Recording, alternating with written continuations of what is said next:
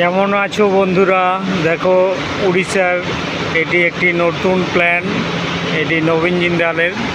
এখানে এইরকম রোল তৈরি হচ্ছে, যেটা প্লেটের থেকে গরম করে সেটাকে রোলারের মাধ্যমে তাকে পাতলা করে মেশিনের দ্বারা রোল করে আবার এটিকে বার করা হচ্ছে। আর এটিকে ক্রেনের দ্বারা, এখানে যে ট্রেনের লাইন আছে, এই ট্রেনের মাধ্যমে বাইরে চলে যাচ্ছে।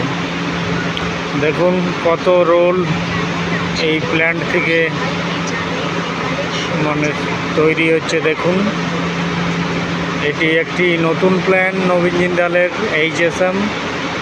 এখানে প্রচুর রোল, একটি রোলের ওজন 20 টন করে। এইরকম রোল প্রচুর বেরোচ্ছে।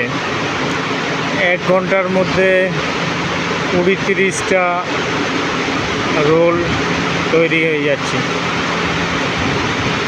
এটি নবীন জিন্দালের অঙ্গুলের HSM প্ল্যান। এখানে